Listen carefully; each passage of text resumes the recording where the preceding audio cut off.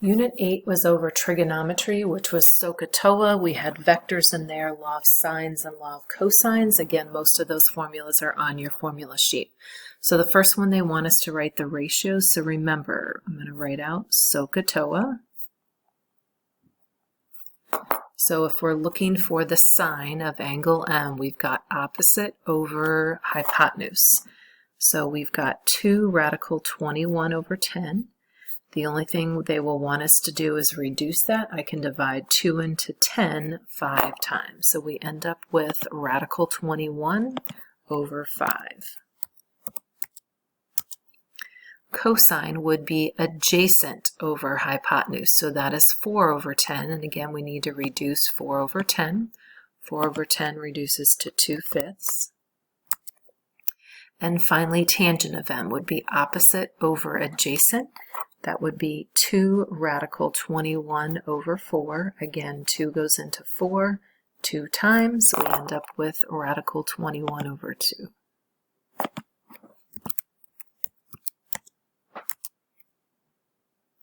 Okay, the next one, we have to solve for x. Notice x is opposite and the 40 is adjacent. So that means OA, we are using tangent. Tangent of 35 degrees equals x over 40. I'm going to simply multiply by 40, so 40 times the tangent of 35 degrees.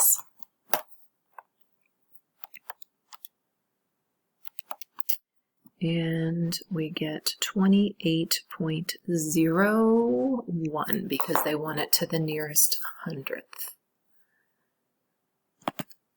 28.01. Okay, the next question, we have opposite over hypotenuse. So OH would be sine.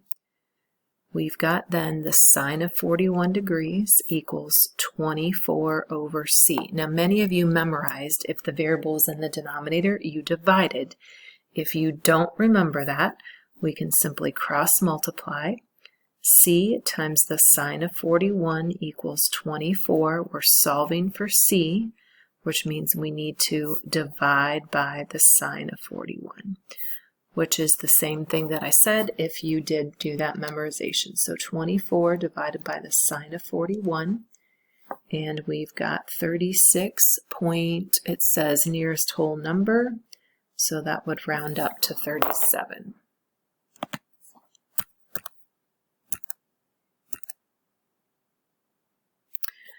All right, the next one, we have opposite over hypotenuse, and we're looking for that angle. We're still going to use sine, but we've got sine of x equals 8 over 13. Remember, anytime you're looking for the angle is when we're going to do inverse sine. So we're going to hit the second sine, and we are typing in 8 divided by 13. So here we go. Second sine, 8 divided by 13. Gives us an angle of 37.9, and it wants us to round to the nearest whole number. That would be 38 degrees.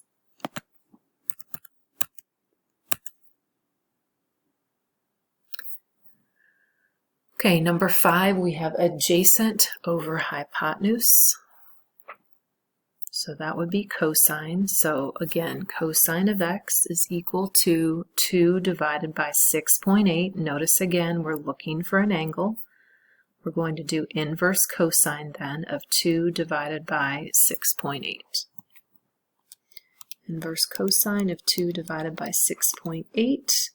And we get 72.8 degrees. And again, they want us to round to the nearest degree. That would be 73 degrees.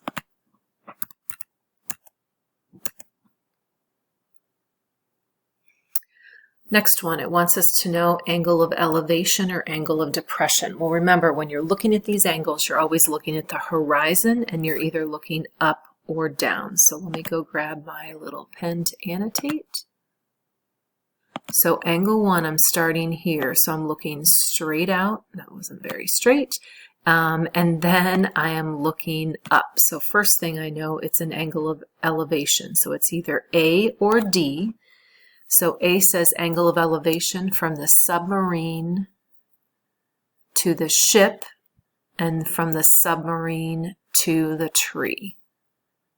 And that would be correct because we're standing down here where the submarine is. So that is option A.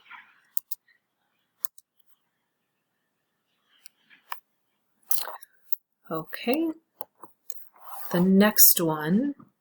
So I need all my information really to be inside of this triangle. So we can see we have this is X, we've got 670 degrees, and a couple different ways we can do this.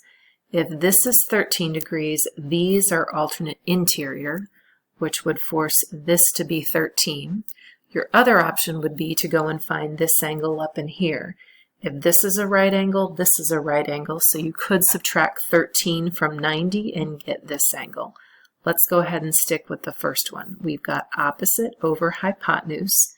That is sine. So sine of 13 equals x over 670. All we need to do is multiply 670 by the sine of 13. And we've got 150.7, and it says to the nearest 10th.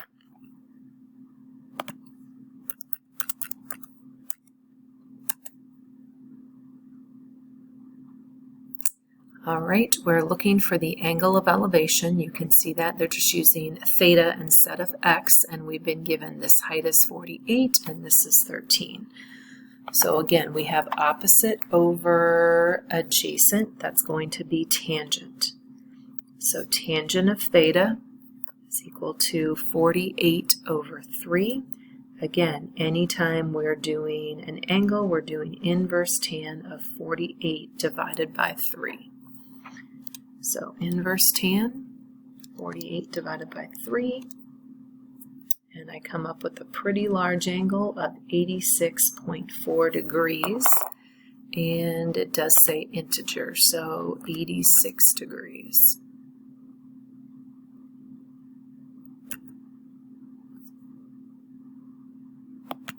And I've done something wrong here. Okay, I found my mistake. I had 3 and it should have been 13. So let's go change this to a 13. That makes a little bit more sense. So let's go try 75 degrees instead. There we go. All right, now notice we no longer have right angles. So that means we're using the law of sine or the law of cosine. And they tell us here to use the law of sines. Again, you've got this on your formula sheet. It simply says the sine of an angle divided by its opposite side. So I see I've got sine of 37 and its opposite side would be 6. I'm looking for little b, so that means I should be able to go and find angle b up in here. Well, remember, the sum of the angles in a triangle is 180 degrees. So I'm going to take 180 minus that 81 minus that 37 to come up with the measure of that missing angle to begin with.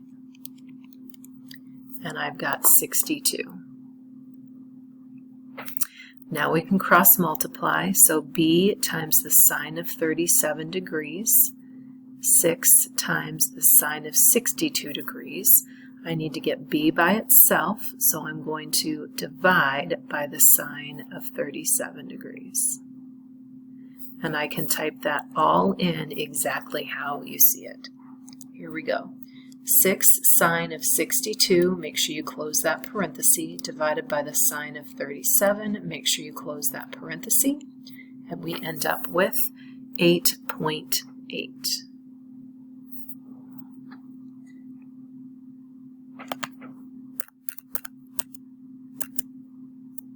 Now they want us to find little c, so we're pretty much going to repeat what we did up there. We've got the sine of 37 over 6, and we've got the sine of 81 over little c. So again, we're going to cross multiply.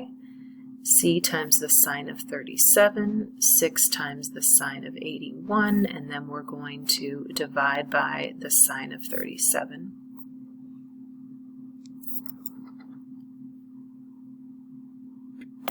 Okay, I went ahead and cross-multiply, divided. I'm coming up with an answer of 9.8. Okay, question 10. This one is telling us to use the law of cosines, and we have to find x and then eventually find y. So to find x, it corresponds with the side across from it, which is the 12. So we've got 12 squared is equal to 17 squared plus 19 squared, 2 times 17 times 19 times the cosine, in this case, of x. Now, I tried to shorten it up for you a little bit on your calculator. I'm going to do 12 squared minus 17 squared minus 19 squared, and then I can at least multiply everything on the right-hand side as well. Okay, trying to keep an eye on my time, I went ahead and plugged that information in. I'm going to go ahead and divide by negative 646, and then if I'm looking for that angle, ultimately I'm going to have to do inverse again. So let me grab my calculator. I did the division, and now I need to go do inverse cosine of that answer. And I get 38.4 degrees. And it does say 1 decimal place. Okay, I'm going to give you a moment to go ahead and do y on your own. Okay, I'll quickly flash mine up. The main thing is I had to put 17 out in front here because that was the side across from that given angle. I ended up with 61.7. Okay, this one they simply want us to know, is it law of sine or law of cosine? And law of cosine, what I tended to stress to you, we use that when it is all 3 sides, or it's 2 sides and the angle in between, which is the case that's going on here. So that means we're going to use law of cosines. And now they're going to actually want us to find that. So again, if you look at your formula sheet, this is actually the easier one. We've got x squared is equal to 30 squared plus 26 squared minus 2 times 30 times 26 times the cosine of that angle in between. So I can plug all of that in directly as you see it. I'm going to pause and do that. Okay, so I typed in exactly what I saw here. You can at least see the beginning. The last thing, notice it's x squared is equal to that. So to finish that up, I need to do the square root. And again, I'm going to use that answer button. I've got 18.6.